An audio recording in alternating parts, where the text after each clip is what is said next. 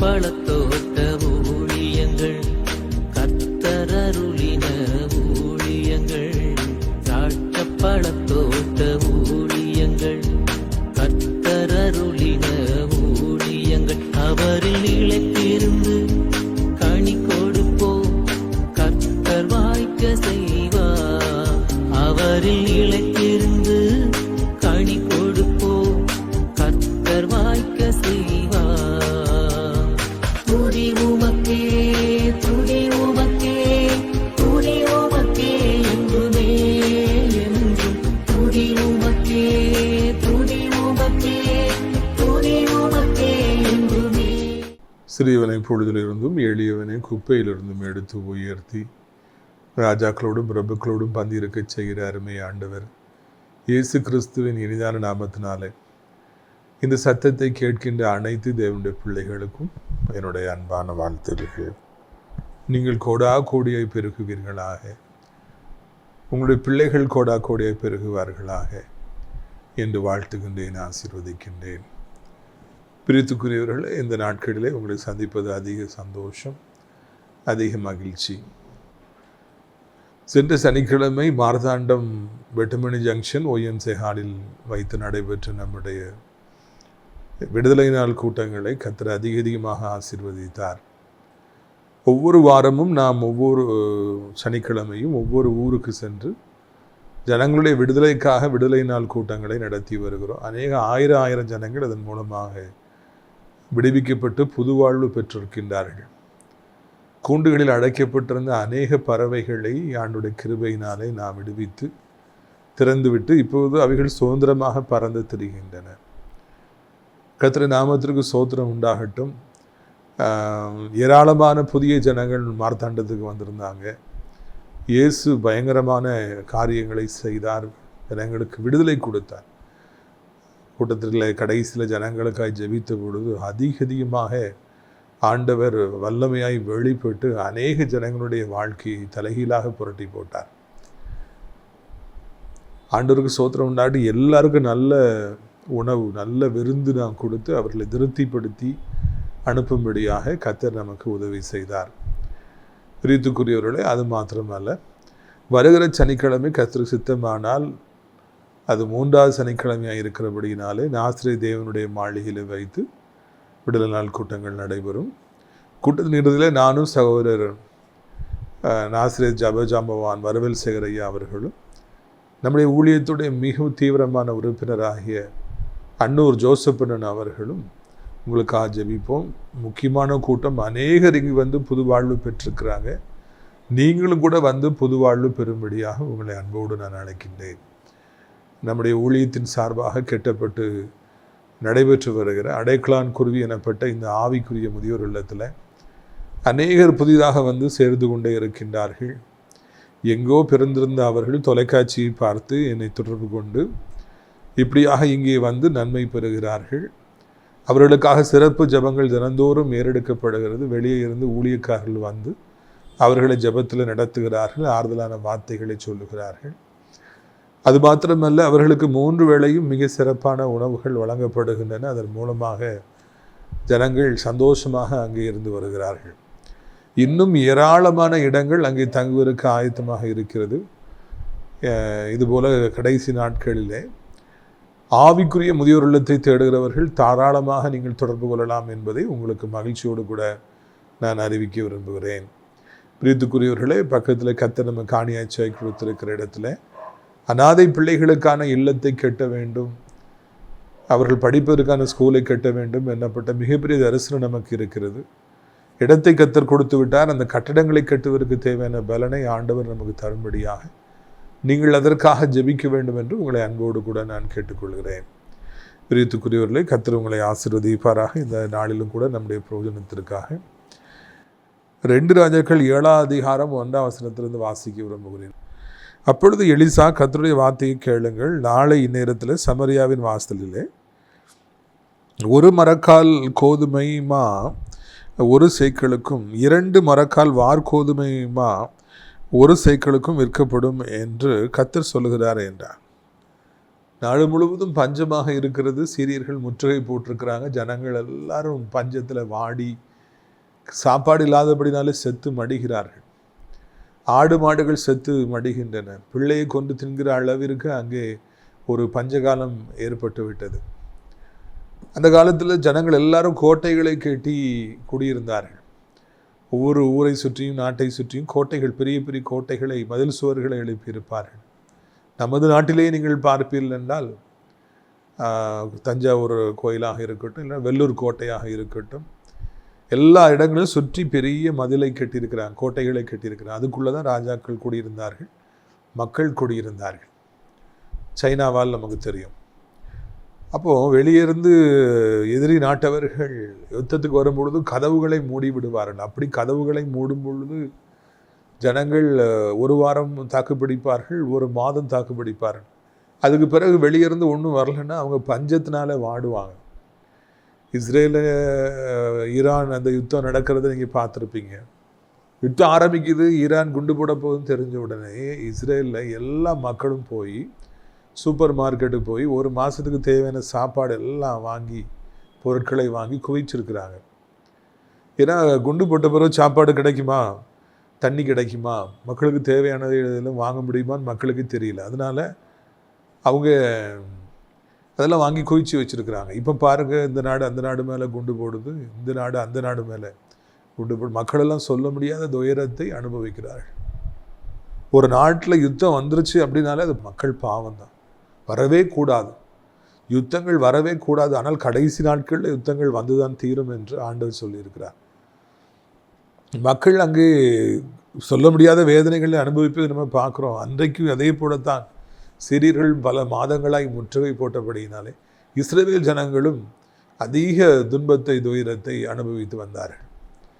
இன்றைக்கி உங்களுடைய வாழ்க்கையிலும் உங்கள் தொழிலை சுற்றி, குடும்பத்தை சுற்றி, பிள்ளைகளை சுற்றி, ஊழியத்தை சுற்றி, உங்களுடைய கையின் பிரயாசங்களை சுற்றி, உங்களுடைய விவசாய நிலங்களை சுற்றி நீங்கள் விவசாயம் செய்து கொண்டிருக்கலாம். அந்த லேண்டை சுற்றி நீங்கள் மீன் பிடிக்கிறவராக இருக்கலாம், உங்கள் போட்டை சுற்றி, இல்லைன்னா நீங்கள் கடை வச்சுருக்கிறவராக இருக்கலாம், அவங்க கடையை சுற்றி சாத்தான் முற்றுகை போட்டு விடுவான். ஒரு கஸ்டமரும் உள்ளே வர மாட்டாங்க, வியாபாரமே நடக்காது, மீனை பிடிக்க முடியாது, இல்லைன்னா பணமே அதில் உள்ளே வராது, வெளியும் போகாது. அப்படி சிக்கி தவித்து ரியல் எஸ்டேட் பிஸ்னஸ் நீங்கள் பண்ணிகிட்டு இருக்கலாம். முற்றுகை போட்டு உங்களை அழிப்பதே சாத்தானுடைய முக்கியமான தந்திரமான காரியமாக இருக்கிறது.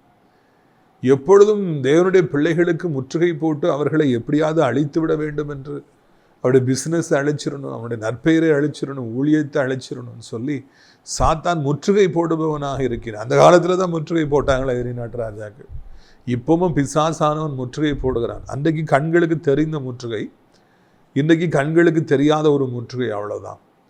எவ்வளவு உழைச்சி பார்த்து முன்னேற்றமே இல்லை, லாபமே வர மாட்டேங்குது, சம்பளமே போட முடியல, இல்லைன்னா எனக்கு கஸ்டமர்ஸே வர மாட்டேங்கிறாங்க. பக்கத்தில் கடை ஒன்றுமே சாதாரண கடை, ஆனால் அங்கே மக்கள் நிறைய போகிறாங்க, என் கடைக்கு வரவே மாட்டேங்கிறாங்க என்று அவர்கள் அங்கலாய்க்கிறாங்க. காரணம் என்னென்னா, கண்ணுக்கு தெரியாத முற்றுகையை சாத்தான் போட்டு உங்களுடைய பிஸ்னஸை அழிக்கும்படியாக, இல்லைன்னா உங்கள் பிள்ளைகளை தேடி ஒருவரும் வர முடியாது, வரன்களே வர முடியாதபடிக்கு அப்படி முற்றுகை போட்டுருவான்.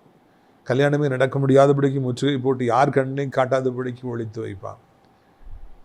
நல்ல மெடிசின் உங்கள் சரீரத்துக்குள்ளே போக முடியாதபடி உங்கள் பாடியில் அப்படி முற்றுகை போட்டுருவான். அப்போ என்ன மெடிசின் கொடுத்தாலும் அது உடம்பு ஏற்றுக்காது. அப்போ நோய் முத்தி போய் அது மரணத்துக்கு நேராக அழைத்து கொண்டு சொல்லும். சரீரத்தில் முற்றுகை போட்டு வியாதியை உள்ளே கொண்டு வந்துட்டு முற்றுகை போட்டுருவான். எந்த டாக்டர்கிட்ட போனாலும், என்ன ட்ரீட்மெண்ட் எடுத்தாலும், எவ்வளவு அங்கே போகிறான்னாலும் அங்கே ஒன்றும் சுகம் கிடைக்காது. அதே மாதிரி ஒரு சில நேரங்களில் எத்தனை இப்போ ஹாஸ்டல்ஸ் ஜோம் பண்ணாலும் ஒன்றும் நடக்காதுன்னு சாத்தா முற்றுகை போட்டு வைத்திருப்போம். அந்த முற்றுகையை உடைக்கணும். நல்ல காலம் வரணும்னா முற்றுகை உடைக்கப்படணும். யார் முற்றுகை போட்டிருக்க ராஜா ஓடணும். நாயை துரத்துற மாதிரி முற்றுகை போட்டிருக்கிற ராஜாக்களை துரத்தணும். அப்படிதான் நடந்துச்சு. அதே மாதிரி பிசாசு, ஆவிகளில் பொல்லாத மனிதர்கள் நம்மை சுற்றி முற்றுகை போடும்போது கத்துறவங்களை ஓட விட துரத்தணும். அப்படி துரத்தி முற்றுகை உடைக்கப்பட்டாதான் நீங்கள் ஆசீர்வதிக்கப்பட முடியும். ஆண்டவரே, என்னை சுற்றி இருக்கிற முற்றுகை எப்படியாவது நீர் உடைத்தருளும். என் பிள்ளைகளை சுற்றி இருக்கிற முற்றுகைகளை உடைத்தருளும். என்னை உலகம் காண முடியாதபடி சாத்தா மறைத்து வைத்திருக்கிறான். என் திறமைகளை வெளியே காண்பிக்க முடியாதபடிக்கு நீர் கொடுத்த திறமைகள் ஒன்றும் நடக்காதபடிக்கு சாத்தா கெடுத்து வைத்திருக்கிறார். ராஜா, நீங்கள் எப்படியாவது எனக்கு உதவி செய்யுங்க, எப்படியாவது முற்றுகையை உடைங்க, சாத்தானை உடைத்து போடுங்க, அவனை ஓட விட துரத்துங்கன்னு சொல்லி நீ ஆண்டவர்கிட்ட கெஞ்சி பாருங்க, அப்பொழுது உடனடியாக ஆசீர்வாதங்கள் வர ஆரம்பிக்கும். கஸ்டமர்ஸ் வர ஆரம்பிப்பாங்க, பணங்கள் வர ஆரம்பிக்கும், தடைப்பட்ட நன்மைகள் வர ஆரம்பிக்கும், நல்ல காரியங்கள் ஒன்றன் பின் ஒன்றா டக்கு டக்குன்னு எல்லா பிள்ளைகளுக்கும் நடக்கும். நீங்கள் எதிர்பார்த்து பல வருடங்களாக நடக்காத காரியங்கள், பிள்ளை செல்வமாக இருக்கட்டும், இல்லை வியாதியிலிருந்து சுகமாக இருக்கட்டும், இல்லைன்னா முற்பிதாக்கள் சொத்துக்களாக இருக்கட்டும், எதுவாக இருந்தாலும் உங்கள் வாழ்க்கையில் அவைகள் எல்லாம் உங்களை தேடி வரும் என்பதை நீங்கள் மறந்து போகவே கூடாது. முற்றுகை ஒரே நாளிலே உடைக்கப்படும் என்று சொல்லி இங்கே எலிசா தீர்க்கதரிசி சொல்லுகிறார். I like him very much. ஜனங்கள் செத்துட்டு இருக்கிறாங்க, சொந்த பிள்ளையை பெத்தெடுத்த 10 மாதம் சுமந்தெடுத்த பிள்ளையை கொன்று தாய்மாரை சமைக்கிற அளவிற்கு ஒரு கொடூரமான பஞ்சம் உள்ள இருக்கிறது. அங்கே எலிசா தீர்க்கதரிசி மிக சர்வ சாதாரணமாய் சொல்லுகிறார், நாளைக்கு இந்நேரத்தில் சமரியாவில், பை திஸ் டைம் டுமாரோ இன் சாமரியா, 1 மரக்கால் கோதுமை 1 சேக்கலுக்கு, 2 மரக்கால் வார்கோதுமை 1 சேக்கலுக்கு விற்கப்படும். He declares, ஆண்டவருடைய பிள்ளை, ஆண்டவருடைய ஊழியக்காரன் இந்த முற்றுகையெல்லாம் குறித்து கவலைப்படாதபடி, எதிரி நாட்டு ராஜா எவ்வளவு பலமானவர் என்று சொல்லி கலங்காதபடி கர்த்தர் சொல்ற வார்த்தையை சொல்ற, நாளைக்கு நேரத்தில் வித்தின் 24 hours சமரியாங்கிறது இந்த நாட்டுடைய தலைநகரம். சென்னை என்பது தமிழ்நாட்டுடைய தலைநகரம். டெல்லி என்பது இந்திய நாட்டுடைய தலைநகரம். அதே போல இந்த இஸ்ரவேல் ஜனங்களுக்கு சமரியா எனப்பட்ட அந்த நாடு தலைநகராக இருக்கிறது. அங்கே இந்த பஞ்சகாலமே முடிந்து போய்விடும், எதிரிகள் எல்லாரும் ஓடி போய் விடுவார்கள், எல்லா பொருட்களும் மிக குறைந்த விலைக்கு விற்கப்படும். இப்போ ஒரு ட்ரெண்டிங் இருக்குது பார்த்தீங்களா, பிரியாணி கடை திறந்தவொடனே முதல் நாள் என்ன செய்வாங்க, ஒரு பிளேட் பிரியாணி 10 ரூபா அப்படின்னு சொல்லிடுவாங்க. ஐயோ, அந்த கடையில் ஆயிரக்கணக்கில் ஜனங்கள் கூட்டம் அலையும் போதுவாங்க. அவர்களுக்கு விளம்பரம் வேண்டும் என்பதற்காக, அந்த கடையை எல்லாரும் அறிய வேண்டும், தொடர்ந்து அவங்க வரணுங்கிறதுக்காக ஒரு சரியான தந்திரம், பிஸ்னஸ் டாக்டிக், அவங்கள பாராட்டணும். 10 ரூபாய்க்கு பிரியாணி ஒன்று எல்லாரும் ஆயிரக்கணக்கில் வந்து வாங்குவாங்க. ஆசிரியத்தில் கூட அப்படி நடந்துச்சு. அதுக்கு பிறகு அடுத்த நாளுக்கு பிரியாணி கேட்டால் அது 200 ரூபா 300 ரூபா அப்படிமா. அன்றைக்கு ஒரு 10 ரூபாய்க்கு பிரியாணி கொடுத்தோம், கூட்டமாக கொடுக்க முடியாது. அதைத்தான் இங்கே சொல்கிறார், 1 மரக்கால் கோதுமை 1 சேக்கலுக்கு, 2 மரக்கால் வார்கோதுமை 1 சேக்கலுக்கு விற்கப்படும். எல்லாம் சீப்பாக கிடைக்கும். ஒரு பக்கெட் பிரியாணி 50 ரூபாய்க்கு கிடைக்கும், 20 ரூபாய்க்கு கிடைக்கும்னா ஜனங்கள் எப்படி வாங்கிட்டு போவாங்க? அதே மாதிரி தான் கிடைக்கும்னு சொல்லிட்டு எலிசா தீர்க்கதரிசி சொல்கிறாரு. இங்கே யாருக்கும் சாப்பாடு இல்லை, இங்கே எதுவுமே நடக்கலை. ஆனால் அவர் சாதாரணமாக எடுத்து சொல்கிறார். எலியா தீர்க்கதரிசியாக இருக்கட்டும், எலிசா அவருடைய சிசிய பிள்ளை, ஆவிக்குரிய மகன் எலிசா தீர்க்கதரிசியாக இருக்கட்டும், நம்முடைய உள்ளத்தை கவர்கின்றவர்கள், ஆண்டவருடைய வல்லமையை அதிகமாய் பெற்றிருந்தவர்கள், அபிஷேகம், விசேஷித்த அபிஷேகத்தை பெற்றிருந்தவர்கள், அவர்கள் சூழ்நிலை கண்டு பயப்படாதபடி, எதிரிகளை கண்டு பயப்படாதபடி, ராஜாக்களை கண்டு பயப்படாதபடி அவர்கள் ஆண்டுடைய வார்த்தை தைரியமாய் சொன்னார்கள். ஒரே நாளிலே இஸ்ரவேலுடைய சிறையிருப்பு திருப்பப்படும் என்று சொல்லி அங்கே அவர்கள் தைரியமாக சொன்னார்கள். பிரியத்துக்குரியவர்களே, அப்படிப்பட்ட தீர்க்கதரிசிகள் இன்றைக்கு இருந்தால் எப்படி இருக்கும்? என்னையும் அப்படி ஒரு எலியாவாக எலிசாவாக மாற்றுங்கப்பா அப்படின்னு தான் நானும் சொல்லி ஜெபிக்கிறேன். நாளைக்கு எல்லாம் மாறிடும், ஒரே நாளைக்குள்ள மாறிடும் அப்படின்னு சொல்லிட்டு அவர் டஹான்னு சொல்கிறாரு. அப்படி என்றால் இன்றைக்கி என்னுடைய உங்களுடைய வாழ்க்கையில் சாத்தா முற்றுகை போட்டிருக்கான் இல்லையா? நம்மளது உலகம் காண முடியாதபடி, நன்மைகளை நாம் பெற முடியாதபடி, பண வரவுகள் நமக்கு வர முடியாதபடிக்கு, நாம் பஞ்சத்தில் வாடும்படியாக, அதுக்கு காசு இல்லை, இதுக்கு காசு இல்லை, சபிக்கப்பட்ட வாழ்க்கை, பால் வாங்குறதுக்கு காசு இல்லை, ஃபீஸ் கட்டுறதுக்கு காசு இல்லை. இந்த மாதத்தில் பேரண்ட்ஸ் படுற பாடெல்லாம் உங்களுக்கு தெரியுமா? பிள்ளை படிக்க வைக்கிறது காசு இல்லை, வெளியூரில் கொண்டு போய் சேர்க்கணும், அதுக்கு காசு இல்லை, மெடிசினாக 70 லட்சம், 1 கோடி 2 கோடி கட்டணும், இன்ஜினியரிங் காலேஜாக அத்தனை லட்சம் கட்டணும், இந்த லட்சம் கட்டணும், நர்சிங் காலேஜாக இவ்வளோ கட்டணும், சாதாரண ஆர்ட்ஸ் காலேஜாக இவ்வளோ கட்டணும்னு சொல்லிட்டு ஜனங்கள்லாம் தவிக்கிறாங்க. பணம் இல்லையா? சபிக்கப்பட்ட ஒரு காலம் அது. பணம் இல்லாத நாட்கள் நம்முடைய வாழ்க்கையில் வரும் என்றால் முற்றுகை இருக்கும் என்ற சபிக்கப்பட்ட காலம். இன்பமே இருக்காது. பணம் இல்லாதவர்களுக்கு இந்த பூமியில் எந்த மகிழ்ச்சியும் இருக்காது. பணம் இல்லைன்னா தலைகுனியும், அவமானம், முற்றுகை இருக்குது. காசே உள்ள வரல அப்படின்னா வெட்கமும் அவமானமும் நமக்கு பரிசாக வந்து சேரும். எல்லா இடங்களிலும் நான் தலைகுனிய வேண்டிய சூழ்நிலை வரும், வெட்கப்பட வேண்டிய சூழ்நிலை வரும். பிரியத்துக்குரியவர்களே, ஒரே நாள் இதெல்லாம் மாறப்போகுது, எல்லாம் செழிப்பாக இருக்க போகுது அப்படின்னு சொல்லி ஆண்டவர் இன்றைக்கு உங்களோடு சொல்லுகிறார். அன்றைக்கு இஸ்ரவேல் ஜனங்களுக்கு தான் ஒரே நாளிலே இப்படிப்பட்ட மாறுதல் வரும் என்று ஆண்டவரால் சொல்ல முடியும். ஒருவேளை உங்களுடைய வாழ்க்கையிலும் கூட கர்த்தர் இன்றைக்கு சொல்லுகிறார், நாளைக்கு இந்நேரத்தில் ஒரு 24 மணி நேரத்துக்குள்ளாக மகனே மகளே, உன்னுடைய வாழ்க்கையிலும் கூட நிச்சயமாக நான் ஒரு பெரிய மாற்றத்தை கொண்டு வருவேன் என்று சொல்லி நம்முடைய ஆண்டவர் சொல்லுவார். நிச்சயமாக ஒரு பெரிய மாற்றத்தை ஆண்டவர் கொண்டு வருவதற்கு அவர் போதுமானவராக இருக்கிறார். எலிசா தீர்க்கதரிசியின் தெய்வம் நம்முடைய தெய்வம். அவர் பட்சபாதம் இல்லாத தெய்வம். அன்றைக்கு இஸ்ரவேல் ஜனங்களுக்கு ஒரே நாளிலே இவ்வளவு பெரிதான மாற்றத்தை கொடுப்பேன் என்று சொல்லி சொன்னவர் இன்றைக்கு எனக்கும் உங்களுக்கும் கூட அப்படியே பெரிய மாற்றத்தை நம்முடைய குடும்பத்திலும் நம்முடைய பிசினஸ்ல நம்முடைய ஊழியத்திலும் ஒரே நாளிலே கொண்டு வருவதற்கு அவர் போதுமானவராக இருக்கிறார். அன்றைக்கு ஆண்டவருக்கு என்ன வல்லமை இருந்ததோ அதே வல்லமை இன்றைக்கும் கூட நம்முடைய வாழ்க்கையிலும் இருக்கிறது என்பதை நாம் மறந்து போகவே கூடாது. இதை கேட்டுக்கொண்டிருக்கிற அன்பு சகோதரா, அன்பு ஐயா, அன்பு தம்பி, நாளைக்கு இந்நேரம் உங்களுடைய வாழ்க்கையில, உங்களுடைய குடும்பத்துல, உங்களுடைய பிசினஸ்ல ஆண்டவர் ஒரு பெரிய மாற்றத்தை ஒருவேளை கொண்டு வரக்கூடும்.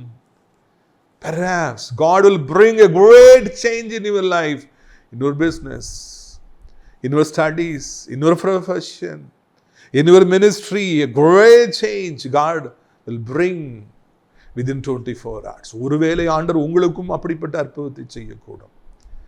ஆண்டவருக்கு அது ஒரு லேசான காரியம் என்பதை உங்களுக்கு நினைவூட்டும்படியாக விரும்பும். ஒரு நாளிலே, ஒரு நாட்டில் தலையெழுத்தே மாறும்.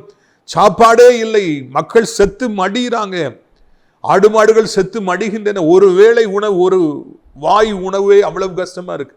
நாளைக்கு ஒரு பக்கெட் பிரியாணி 10 ரூபாய்க்கு கிடைக்கும், எல்லாம் அல்லது ஃப்ரீயா கிடைக்கும் அப்படின்னா எப்படி இருக்கும்?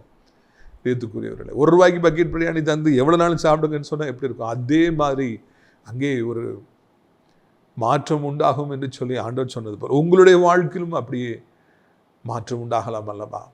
தேவன் உங்களுடைய வாழ்க்கையை ஒருவேளை தலைகீழாய் புரட்டி போட வேண்டும் என்று நினைக்கலாம் அல்லவா? பல வருடங்களாய் கஷ்டத்தில் இருக்கிற சகோதரா, சகோதரி, பல வருடங்களாய் ஒருவேளை வேதனையின் மத்தியில் இருக்கிற அன்பு ஐயா, அன்பு அம்மா, முன்னேற்றமே இல்லை, பின்னேற்றமாகவே இருக்கிறது. வட்டிக்கு வட்டி அதிகரித்து கொண்டே போகிறது, குட்டி போட்டுக்கொண்டே போகிறது. என் வாழ்க்கையிலே நான் தலைகுனிவுக்கு மேல் தலைகுனிவை சந்தித்து கொண்டிருக்கிறேன் என்று நீங்கள் அங்கலாய்த்து கொண்டிருக்கலாம், வருத்தப்பட்டு கொண்டிருக்கலாம். பணம் இல்லாத வாழ்க்கை, சபிக்கப்பட்ட வாழ்க்கை என்று நான் சொன்னேன். உங்களுடைய வாழ்க்கையிலும் கூட அப்படிப்பட்ட சாபங்கள் மத்தியில் நீங்கள் வாழ்ந்து கொண்டிருக்கலாம். ஐயா, ஒருவேளை உங்களுடைய வாழ்க்கையை ஆண்டவர் 24 மணி நேரத்தில் மாற்றலாம் அல்லவா? இந்த வார்த்தை, இந்த அடியாருடைய செய்தி உங்களுக்காகவே ஒருவேளை இருக்கலாம் அல்லவா? யாரிடத்துல ஆண்டவர் பேசுகிறார் என்று தெரியவில்லை. நிச்சயமா யாரோ ஒரு இடத்துல நிறைய பேர்ட்ட ஆண்டவர் பேசுகிறார். வெறும் 24 மணி நேரத்திற்குள்ளாக, within 24 hours, by this time tomorrow, ஆண்டவர் உங்களுடைய வாழ்க்கையில் மிகப்பெரிய ஆசீர்வாதங்களை கொடுப்பதற்கு அவர் போதுமானவராக இருக்கிறார் என்பதை உங்களுக்கு நான் நினைவூட்டும்படியாக விரும்புகிறேன். நாளைக்கு இல்லத்தில் இவ்வளவு பெரிய மாற்றம் உங்களுடைய வாழ்க்கையில் வரலாம். ஆண்டவர் உங்கள் கண்ணீரை நினைக்கலாம். ஆண்டவர் வெகு காலமாக எம்மா கஷ்டப்படுறானேன்னு சொல்லி உங்களுக்கு இரக்கம் காண்பிக்கலாம். உங்களுடைய வாழ்க்கையை மாற்றுவதற்கு ஆண்டவருக்கு அது ஒரு அற்பமான காரியம். கோடிகளை உங்களுக்கு கொடுப்பதற்கு, கட்டடங்களை கொடுப்பதற்கு, ஏராளமான நிலங்களை கொடுப்பதற்கு, வேலைக்காரர்களை கொடுப்பதற்கு, செல்வங்களை அள்ளி அள்ளி கொடுப்பதற்கு ஆண்டவருக்கு அற்ப காரியம். யாரை உயர்த்த வேண்டும் என்று விரும்புகிறாரோ அவர்களை ஆண்டவர் உயர்த்துகிறார். அது யாரும் கேள்வி கேட்க முடியாது. இன்னைக்கு கர்த்தர் யாரை உயர்த்தணும்னு நினைக்கிறார் அவங்கள உயர்த்திடுவார். யாரும் அதை கேட்கவே முடியாது. பிரியத்துக்குரியவர்களை, ஒருவேளை அந்த மாற்றம், அது ஆசீர்வாதமான மாற்றம் உங்களுக்கு வரலாம். கழுதை மேய்க்க போன சவுலை இஸ்ரவேல், சமஸ்தான இஸ்ரவேலுக்கு ராஜாவாக ஆண்டவர் தெரிந்து கொள்ளவில்லையா? ஆடு மேய்த்து கொண்டிருந்த தாவீதை இஸ்ரவேலுக்கு ராஜாவாய் ஆண்டவர் கொண்டு வரவில்லையா? மீன் பிடித்து கொண்டிருந்த சாதாரண படிப்பறிவு இல்லாத பேதுருவை ஆண்டவர் மிகப்பெரிய ஊழியக்காரனாக தன்னுடைய வாரிசாக ஆண்டவர் அறிவிக்கவில்லையா? கொண்டு வரவில்லையா? எவ்வளவு பேருடைய வாழ்க்கை ஆண்டவர் ஒரே நாளிலே மாற்றினார். உங்களுடைய வாழ்க்கையும் ஆண்டவர் ஒரே நாளிலே மாற்ற முடியும். ஒரே நாளிலே உங்களுக்கு செல்வங்களை கொடுக்க முடியும். எல்லோருக்கும் அல்ல, இந்த உலகத்து மக்களுக்கு அல்ல, கர்த்தர் உங்களுக்கு ஒரே நாளிலே எல்லாவற்றையும் கொடுப்பதற்கு அவர் போதுமானவராக இருக்கிறார் என்கிற நல்ல செய்தியை நான் அறிவிக்கும்படியாக விரும்புகிறேன். கர்த்தர் நல்லவர் என்பதை ருசித்து பாருங்கள். Taste and see that God is good. Taste and see, நல்லவர், கர்த்தர் நல்லவர் என்று ருசித்து பாருங்கள். இந்த நாட்களில் கர்த்தர் எனக்கு கற்றுக் கொடுத்த பாடம் எப்பொழுதும் கர்த்தர் நல்லவர், கர்த்தர் நல்லவர் என்று நான் சொல்லிக்கொண்டே இருக்கிறேன். எனக்கு அவ்வளவு நல்லவராக ஆண்டவர் இருக்கிறாருங்க. என் வாழ்க்கையில் எவ்வளவு நன்மைகளை செய்திருக்கிறார். ஆண்டவர் என்னை எவ்வளவு சந்தோஷப்படுத்தி இருக்கிறார். இந்த நாட்களில் ஆண்டவர் எவ்வளவு தப்புவித்திருக்கிறார். எவ்வளவு வெட்கப்பட விடாதபடி கெட்டி அணைத்து கொண்டாரே ஆண்டவர். ஆண்டவருக்கு நன்றி செலுத்திக் கொண்டே இருக்க வேண்டும். கர்த்தர் நல்லவர் என்பதை நான் சொல்லிக்கொண்டே இருக்கும் பொழுது அதை ருசித்து பார்க்கும்படியான ஒரு சூழ்நிலையை ஆண்டவர் அங்கு தாராளமாக ஏற்படுத்து. God is bringing the situation to taste and see that God is good. கர்த்தர் நல்லவர் என்பதை நாம் ருசித்து பார்க்க வேண்டும். 1000 தலைமுறை மட்டும் இரக்கம் செய்கிற ஆண்டவர் ஒருவேளை இன்றைக்கு உங்களுடைய வாழ்க்கையில் ஒரு பெரிய மாற்றத்தை அவர் கொண்டு வரலாம், ஒரு பெரிய அதிசயத்தை செய்யலாம் என்கிற நல்ல செய்தியை உங்களுக்கு நான் அறிவிக்கும்படியாக விரும்புகிறேன். பிரியத்துக்குரியவர்களே, ஒரே நாளிலே எல்லாம் மாறும் என்று சொல்லி அவர் சொன்னார். அப்போ ஒருத்தர் அது எப்படி நடக்கும்னு நான் கேட்டார். நீ பாப்பா நீ சாப்பிட மாட்டேன்னு அவர் சொன்னார். அந்த நாளிலே ஒரே ஒரு காரியத்தை ஆண்டு நடக்க பண்ணினார். பாருங்கள், 6வது வசனம் இப்படியாக சொல்லுகிறது. 2 ராஜாக்கள் 7:6. ஆண்டவர் சீரியன் இராணுவத்திற்கு ரதங்களின் இரைச்சலையும் குதிரைகளின் இரைச்சலையும் மகா இராணுவத்தின் இரைச்சலையும் கேட்க பண்ணினால் அவர்கள் ஒருவரை நோக்கி, ஏதோ நம்மிடத்தில் போருக்கு வர இஸ்ரவேலின் ராஜா ஏத்திரி ராஜாக்களின் எகிப்தின் ராஜாக்களை நமக்கு விரோதமாய் கூலி பெறுகிறார் என்று சொல்லி இருட்டோடு எழுந்திருந்து ஓடிப்போய் தங்கள் கூடாரங்களையும் தங்கள் குதிரைகளையும் தங்கள் கழுதைகளையும் தங்கள் பாளையத்தையும் அவைகள் இருந்து பிரகாரமாக விட்டு தங்கள் பிராணன் மாத்திரம் தப்பும்படி ஓடி போனார்கள். அதுக்கு பிறகு நீங்கள் பார்த்தீங்கன்னா 16 பாருங்கள். அப்பொழுது ஜனங்கள் புறப்பட்டு சீரியின் பாளையத்தை கொள்ளையிட்டார்கள். கர்த்தருடைய வார்த்தையின்படியே 1 மரக்கால் கோதுமை மா 1 சேக்கலுக்கும் 2 மரக்கால் வார்கோதுமை 1 சேக்கலுக்கும் விற்கப்பட்டது. ஒரு சின்ன காரியத்தை ஆண்டவர் செய்கிறாருங்க. எலிசா தீர்க்கதரிசி அவருடைய பிள்ளைங்க சொல்லிட்டாரு. ஜனங்கள்லாம் எப்படி நடக்கும்னு கேட்டுட்டு இருக்காங்க. ஒரு பயங்கரமான இரைச்சல் சவுண்டு ஊன்னு சொல்லி டகடா டகடா டகடா டகடா லட்சம் குதிரைகள் ஒரே நேரத்தில் வந்தார், ரதங்கள் வந்த கடகடா கடகடா கடகடா சீரியஸ் சவுண்டு ஆண்டவர் எதிரிகளுக்கு கேட்க செய்கிறார். அவர் ஒன்றும் செய்யலை, ஒன்றும் நடக்கலை, வெறும் சவுண்டு ஆண்டவர் கேட்க செய்கிறார். எவ்வளோ சினிமாக்களில் பயங்கரமான சவுண்டெல்லாம் கொடுக்குறாங்க. எவ்வளோ பேர் திடீர்னு சத்தம் போட்டு எல்லாரையும் பயங்காட்டுறாங்க, கெட்டாத்தில் சொல்லி பயங்காட்டுறாங்க. சவுண்டு இந்த உலகத்தில் கேட்காதவங்க யாருமே கிடையாது. காதில் மாட்டி பாட்டை கேட்டுக்கிட்டே போகிறாங்க. ஏற்றுக்குரியவர்களே, அங்கே ஆண்டவர் சவுண்டை ஏற்படுத்துகிறாரு. பயங்கர குதிரைகள் ரத்தங்கள் கடகட கடகடன்னு சத்தம், குதிரைகள் கணைக்கிற சத்தம், அவ்வளவுதான். எதிரிகள் பயந்து போகிறாங்க. இந்த ராஜா அங்கே, அந்த ராஜா இந்த ராஜாட்டெலாம் போய் காசு கொடுத்து பெரிய மிலிட்ரி நமக்கு விரோதமாக கொண்டு வந்துட்டான், நம்மளால் நிற்க முடியாது. அந்த பயத்தை ஆண்டவர் ஏற்படுத்துகிறார். ஓடுறடா, உயிரை காப்பாற்ற ஓடுங்கடான்னு எல்லாரும் ஓடிடுறாங்க. உயிரை காப்பாற்ற ஓடும்போது சாப்பாடை விட்டு போயிடுறாங்க, எல்லாத்தையும் விட்டு போயிடுறாங்க. உயிர் தப்ப ஓடுங்கும்போது யாரும் எதையும் எடுக்க மாட்டாங்க. தாமதிச்சு ஆபத்தில் அப்படி ஓடுறாங்க. அப்போ அவங்களுடைய சாப்பாடு, அவங்களுடைய எத்தனையோ நாடுகளை கொள்ளையடித்து அந்த கொள்ளை பொருட்கள், தங்கம் வெள்ளி வைரம் எல்லாத்தையும் போட்டு ஓடுறாங்க. இது குஷ்டரோகிகள் மூலமாக தெரிஞ்சு ஜனங்கள் கேள்விப்பட்டு ஓடி கொள்ளையிடுறாங்க. எல்லா பொருட்களையும் அள்ளிட்டு ஊருக்குள்ளே போகிறாங்க, சமரியாக்குள்ளே போகிறாங்க. எலிசா தீர்க்கதரிசி என்ன சொன்னாரோ அது அப்படியே சம்பவித்தது. 1 மரக்கால் கோதுமை 1 சேக்கலுக்கும் 2 மரக்கால் வார்கோதுமை 1 சேக்கலுக்கும் விற்கும். சமரியாவில் அதே மாதிரி விற்குது. 1 பக்கெட் பிரியாணி 1 ரூபா 2 ரூபாய்க்கு விற்கும் சொன்ன மாதிரி அப்படியே நடக்கு. ஜனங்கள் எல்லாரும் அள்ளிட்டு போகிறாங்க. 1 பவுன் தங்கம் 100 ரூபாய்க்கு விற்கும் அப்படின்னு சொன்னால் எப்படி இருக்கும்? இப்போ 80,000 எவ்வளோ வாங்குறாங்க, சீக்கிரம் 1 லட்சம் போட்டோம். நாளைக்கு நாசிரியத்தில் திராட்சை பழ தோட்டத்தில் இல்லைன்னா இங்கே எல்லா தமிழ்நாட்டில் எல்லா இடத்துலையும் 1 பவுன் தங்கம் 100 ரூபாய்க்கு விற்கும் அப்படின்னா ஜனங்கள் எவ்வளோ பேர் வாங்குவாங்க, எவ்வளோ வாங்குவாங்க. அதே மாதிரி நடந்துருது. பிரியத்துக்குரியவர்களே, கர்த்தராலே சூழ்நிலையை மாற்ற முடியும். ஆண்டவராலே உங்கள் வாழ்க்கையில் பெரிய செழிப்பான காலங்களை உண்டு பண்ண முடியும். இயேசு கிறிஸ்து உங்கள் வாழ்க்கையில் மிகப்பெரிய மகிழ்ச்சியான காலங்களை கொண்டு வர முடியும் எனப்பட்ட மிக அற்புதமான ஒரு செய்தியை இந்த நாளில் நாம் கேட்டோம். நம்முடைய பலத்தினாலே நாம் சம்பாதிப்பது, நம்முடைய கடின உழைப்பினாலே சம்பாதிப்பது எல்லாம் கொஞ்சம் தாங்க. எத்தனையோ வருடமாக சேவிங்ஸ் பண்ணி பிள்ளை கட்டி கொடுக்குறாங்க, ஒரு வீடு வாங்குறாங்க, அவ்வளோதான் உங்களுடைய வாழ்க்கை. ஆனால் ஆண்டவரை நோக்கி பார்க்கும் பொழுது அதிசயங்களை காணப்படுகிறவராக இருக்கிறார். ஒரே நாளிலே நம்முடைய வாழ்க்கையில் பெரிய மாற்றத்தை அவர் ஏற்படுத்துகிறவராக இருக்கிறார். ஆண்டவர் நம்முடைய வாழ்க்கையில் மிகப்பெரிய மாற்றங்களை கொண்டு வர முடியும் எனப்பட்ட மிக நல்ல செய்தி இந்த நாளிலே நான் கேட்டிருக்கிறோம். பிரியத்துக்குரியவர்களே, இது அருமையான நாளிலும் கூட கர்த்தர் உங்களுடைய வாழ்க்கையிலும் ஒரு அற்புதத்தை செய்வாராக. இந்த சமரியா ஜனங்களுக்கு எலிசா தீர்க்கதரிசி மூலமாக என்ன செய்தார், அதே அற்புதத்தை இன்றைக்கு இந்த தீர்க்கதரிசியின் வார்த்தைகள் மூலமாக உங்களுடைய வாழ்க்கையிலும், உங்கள் குடும்பத்திலும், உங்கள் தொழிலிலும், உங்கள் ஊழியத்திலும், உங்கள் பிள்ளைகளுடைய காரியங்களிலும், வியாபாரங்கள் எல்லாவற்றிலும் கர்த்தர் செய்வாராக என்று சொல்லி நான் வாழ்த்துகிறேன். அப்படியாக வாழ்த்துகிற பொழுது நிச்சயமாக ஆண்டவர் அற்புதங்களை செய்வார். ஆண்டுடைய வல்லமை நிச்சயமாக குறைந்து போகவில்லை. ஆண்டவர் அதிசயங்களை செய்கிறவர், அதில் அவர் மாறி போவதில்லை. அவருடைய குணாதிசயங்கள் மாறி போவதே இல்லை. அநேகருடைய வாழ்க்கையை பார்க்கும்போது அவங்க எப்படி சின்ன வயசில் இருந்தாங்களோ அதே மாதிரி தான் இவ்வளோ வயசானப்புறம் அவங்க அப்படியே தான் இருக்கிறாங்க, மாறுவதே இல்லை. மனிதனுடைய குணாதிசயங்கள் மாறுவதே இல்லை. கெட்ட வார்த்தை பேசுகிறவங்க எத்தனை வயசானாலும் கெட்ட வார்த்தை தான் பேசுகிறாங்க. ஜோக் அடித்து ஜாலியாக சந்தோஷமாக எல்லோரும் சிரிக்க வைக்கிறவங்க இன்றைக்கி வரைக்கும் அப்படி தான் இருக்காங்க. கொடுத்து பழகினவங்க இன்றைக்கி வரைக்கும் கொடுத்துட்டே தான் இருக்கிறாங்க. கஞ்சத்தனம் பண்ணி பழகினவங்க இன்றைக்கி வரைக்கும் கஞ்சத்தனமாக தான் இருக்கிறாங்க. அதே போல் ஆண்டோடைய குணாதிசயம் மாறுவதில்லை. எலியா தீர்க்கதரிசியின் காலத்தில் எவ்வளவு அதிசயத்தை செய்தாரோ, அற்புதத்தை செய்தாரோ, அதே போல் இன்றைக்கு உங்களுக்கும் அவர் அற்புதத்தை செய்வார். நாளைக்கு இந்நேரத்தில் ஒருவேளை உங்களுடைய வாழ்க்கையில் மிகப்பெரிய மாற்றம், மிகப்பெரிய அதிசயம், மிகப்பெரிய அற்புதம் உங்களுக்கு நடந்திருக்கும். அதை அப்பொழுது நீங்கள் சாட்சியாக அறிவிப்பீர்கள். பணமே இல்லாமல் வாழ்கிற உங்கள் கையிலே ஆண்டவர் கோடி கோடியாய் கொடுப்பார். தங்கமே இல்லாமல் இருக்கிறவங்களுடைய கையில் எத்தனையோ பவுன் நகைகளை கொடுப்பார். பிஸ்னஸே இல்லாமல் இருக்கிற உங்களுக்கு எத்தனையோ இடங்களில் பிஸ்னஸை கர்த்தர் கொடுப்பார். எல்லாருக்கும் வேலை செய்து கொண்டிருக்கிற உங்களுக்கு ஆயிரக்கணக்கில் வேலைக்காரர்களை கொடுப்பார். எல்லா ஆஸ்திகளையும் கொடுப்பார். தேவனுடைய வல்லமை குறைந்து போகவில்லை. நாளைக்கு இந்நேரம் உங்கள் வாழ்க்கையில் மிகப்பெரிய மாற்றம் ஏற்படும். நாம் ஜெபிக்கலாமா? கண்களை மூடுவோமா? அப்பா பிதாவே, இந்த நாளுக்காக நன்றி செலுத்துகிறோம், ஸ்தோத்திரம் செலுத்துகிறோம்.